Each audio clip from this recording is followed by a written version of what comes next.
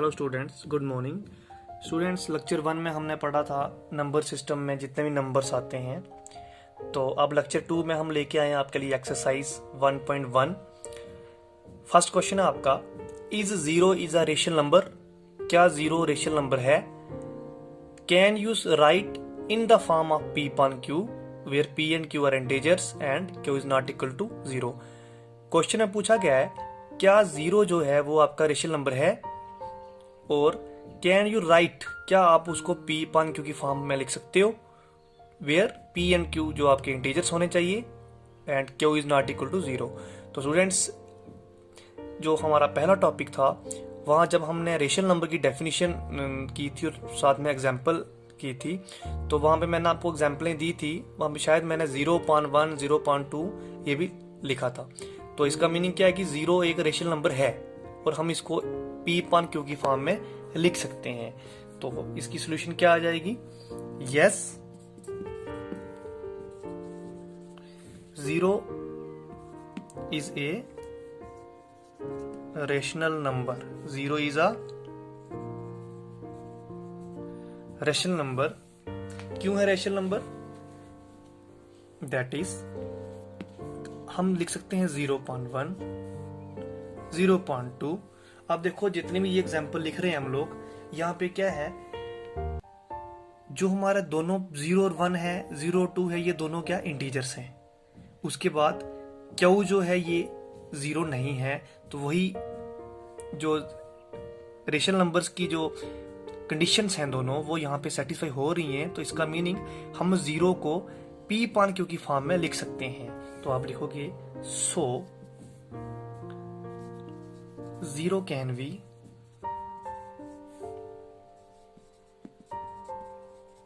written in the form p upon q। ये था आपका फर्स्ट क्वेश्चन के सॉल्यूशन, कि हमने बताना था कि जीरो जो है वो रेशनल नंबर है या नहीं है। तो ये हमने लिखा यस, जीरो रेशनल नंबर है। क्यों है? हमने आगे एग्जांपल ली है। तो और हम इसको p upon q की फॉर्म में लिख सकते हैं। तो अब हम नेक्स्ट करते हैं आपका question number 2। Students, question number 2 आपका, find 6 rational numbers between 3 and 4। 3 और 4 के बीच में आपने कोई 6 रेशनल नंबर फाइंड करने। तो चलो हम करते हैं स्टार्ट। हमारे दो नंबर्स हैं 3 और 4। हम क्या करेंगे, 3 लिखेंगे एंड 4 लिख दिया। अब जो आपका जहां पे दो मेथड से क्वेश्चन होगा, एक तो आगे आप डायरेक्ट बता सकते हो 3 और 4 के बीच में 3.1 3.2, बट वो आपका आ गया कॉम्पिटिटिव लेवल के लिए। लेकिन यहाँ पे आपको पूछा हुआ है फाइंड 6 रेशनल नंबर्स, ये हमने निकाल के बताने हैं। तो यहाँ पे हम क्या करेंगे, सिंपली आप किसी भी डिजिट को ले लो, किसी नंबर को ले लो, आपने वो नंबर क्या करना है, दोनों नंबर्स के साथ मल्टीप्लाई भी करना और डिवाइड भी करना है, यानी कि हमारा p upon q में फॉर्म में नंबर बनने चाहिए। तो हम सिंपली क्या करते हैं, 10 ले लेते हैं, क्योंकि 10 से जो मल्टीप्लाई है वो हमारी इजी हो जाती है। चाहे आप 2 ले सकते हो, 3 भी ले सकते हो। तो मैंने 10 लिया, 10 upon 10 से इसको मल्टीप्लाई करेंगे और इसको भी 10 upon 10 से मल्टीप्लाई करेंगे। ठीक है स्टूडेंट्स, ये आपका फर्स्ट स्टेप हो गया। हमने क्या किया, दोनों नंबर्स को 10 upon 10 से मल्टीप्लाई किया। दोनों नंबर सेम होने चाहिए। अब इसका रिजल्ट क्या आ गया, 3 10 जा 30 upon 10, इसका क्या आ गया 4 10 जा 40 upon 10। अब हमारे नंबर दो बन गए p upon q की फॉर्म में 30 upon 10 और 40 upon 10। अब हमने 30 upon 10 और 40 upon 10 की बीच में कोई 6 रेशनल नंबर बताने हैं। तो वो कैसे होंगे, आप लिखोगे द 6 रेशनल नंबर्स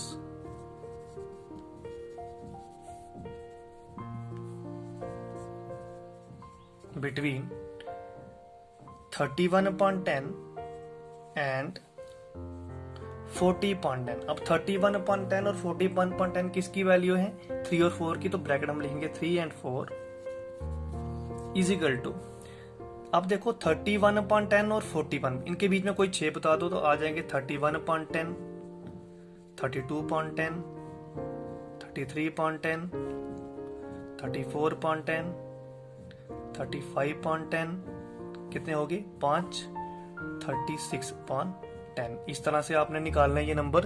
तो ये था आपका क्वेश्चन नंबर 2। तो इसको अच्छी तरह से कर लो। इस फॉर्म में आपके और भी क्वेश्चंस होंगे। अब हम नेक्स्ट करेंगे question number 3। Friends, third question है आपका, find 5 rational numbers between 3.5 and 4.5। तो ये भी उसी की तरह करेंगे हम, लेकिन यहाँ पे देखो ये हमारे फ्रैक्शनल फॉर्म में ऑलरेडी दिए हुए हैं। अगर आपको यहाँ पे डिनोमिनेटर, अब यहाँ पे डिनोमिनेटर देखो दोनों का 5 है, तो हमारा स्टेप वही रहेगा 10/10। आपको पता है इधर भी हम 10/10 लेते हैं।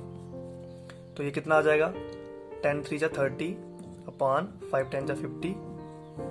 यहाँ पे कितना आ जाएगा 40/50। दोनों का डिनोमिनेटर जो दोनों के सेम होने चाहिए। अब देखो अगर आपको यहाँ पे डिनोमिनेटर अलग अलग होते हैं तो ये 10 वाली मल्टीप्लाई से पहले आपने फिर क्या करना होगा, पहले उनके डिनोमिनेटर सेम करने। तो आगे मैं आपको एग्जांपल करवाऊंगा ये एक्सरसाइज के बाद एक इस टाइप की। तो पहले हम इसको कर लेते हैं। अब ये देखो हमारे 2 नंबर आ गए। अब हमने इनके बीच में कितने नंबर पूछे हुए हैं, find 5 rational numbers, find 5 rational. हमने 5 रेशनल नंबर बताने हैं। तो आपको पता है अब इनके बीच में कौन से आ जाएंगे, देयरफॉर 5 रेशनल नंबर बिटवीन कौन कौन से, 30/50 और 40/50 के बीच में हमने बताने हैं। तो ब्रैकेट में हम लिखेंगे, अब देखो 30/50 और 40/50 किसकी वैल्यूज हैं, 3.5 और 4.5 की आई हैं। तो 3.5 एंड 4.5 इज इक्वल टू 5 बताने इनके बीच में कोई, तो आ जाएगा 31/50, 32/50, 33/50, 34/50 और 35/50। 5 हो गए, 5 ही पूछे थे। तो ये था आपका क्वेश्चन नंबर 3। तो इस तरह से निकालने आपने रेशनल नंबर्स, पैटर्न आपका जो सेम रहेगा। अब हम नेक्स्ट करेंगे क्वेश्चन नंबर 4। क्वेश्चन number 4, are the following statements true और फॉल्स, जस्टिफाई योर आंसर। तो स्टूडेंट्स, जो आपने लेक्चर 1 में पढ़ा, फर्स्ट लेक्चर में जितना भी आपको बेसिक दिया था वो सारा जो है इन स्टेटमेंट्स में यूज होगा। ये स्टेटमेंट सारी जो है ये सारी बेस्ड हैं उन नंबर्स के ऊपर जो हमने पढ़े पहले। तो फर्स्ट है every natural number is a whole number. वो कह रहा है एवरी नेचुरल नंबर जो है, जितने भी नेचुरल नंबर है सारे होल नंबर होते हैं। तो आप देखो नेचुरल नंबर्स क्या होते हैं, जो नंबर पता आपको 1 2 3 1 से स्टार्ट हो रहे हैं। होल नंबर क्या हो जाएगा, जो 0 से स्टार्ट हो रहे हैं। अब देखो वो कह रहा है जितने भी नेचुरल नंबर है, every natural number is a whole number. जितने नेचुरल नंबर है ये सारे होल है। तो सारे जितना हर नेचुरल नंबर सारा होल में आ रहा है। तो ये स्टेटमेंट हमारी क्या होगी, ट्रू होगी। तो इसका हम आंसर कैसे लिखेंगे, yes every natural number is a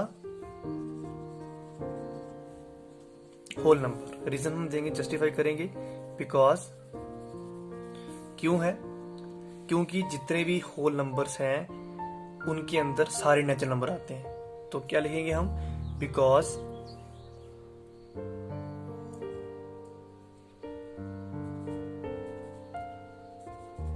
whole numbers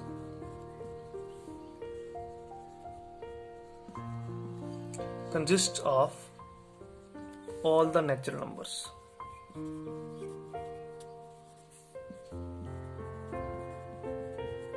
जितने भी नेचुरल नंबर्स हैं ये सारे होल में आते हैं। तो ये हमारा फर्स्ट स्टेटमेंट जस्टिफाई होगी, yes every natural number is a whole number because whole numbers consist of all the natural numbers.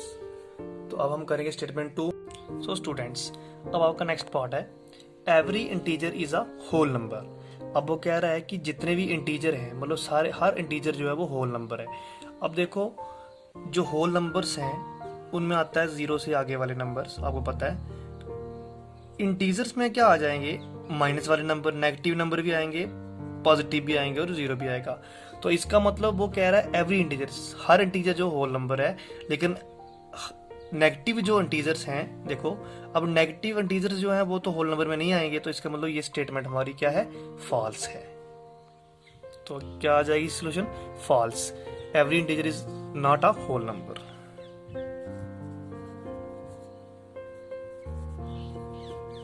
Every integer is not a whole number. तो जस्टिफिकेशन के लिए हमने रीजन क्या देना, because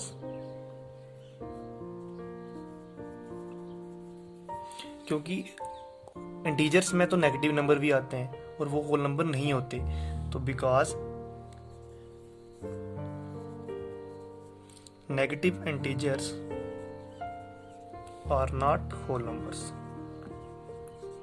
are not a whole numbers. तो ये था आपका पार्ट सेकंड।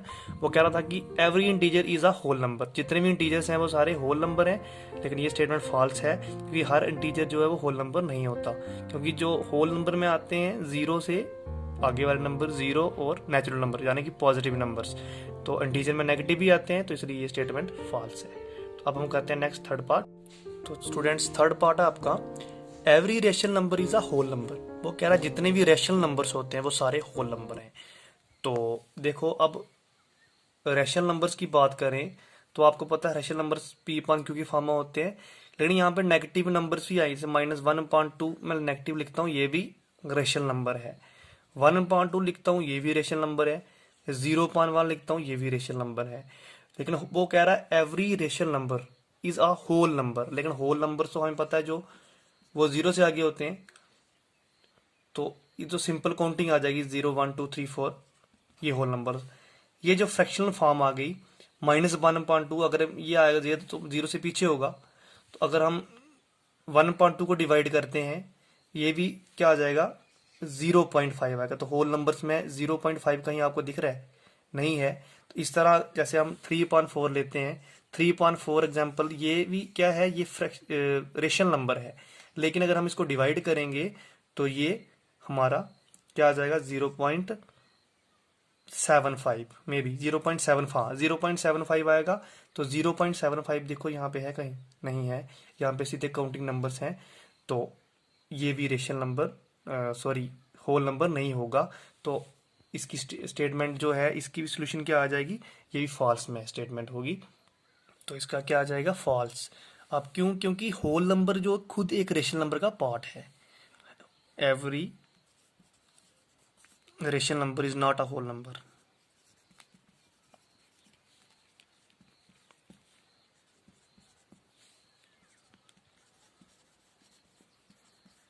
बिकॉज रीजन क्या आएगा, बिकॉज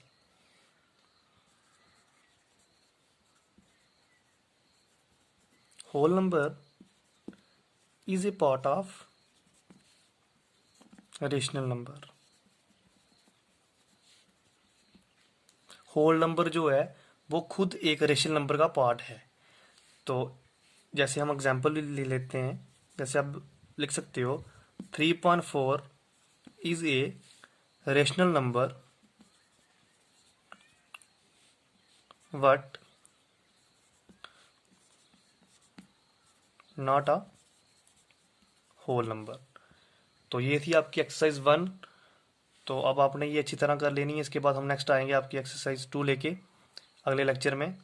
तो तब तक आप एक्सरसाइज 1 अच्छी तरह से कर लो। तो स्टूडेंट्स अगर आपको इस एक्सरसाइज में कोई भी डाउट अगर आपको है किसी क्वेश्चन में, तो आप कमेंट कर सकते हो, जहाँ मुझे पर्सनल मैसेज करके समझ सकते हो कभी भी। तो okay, thank you, have a nice day.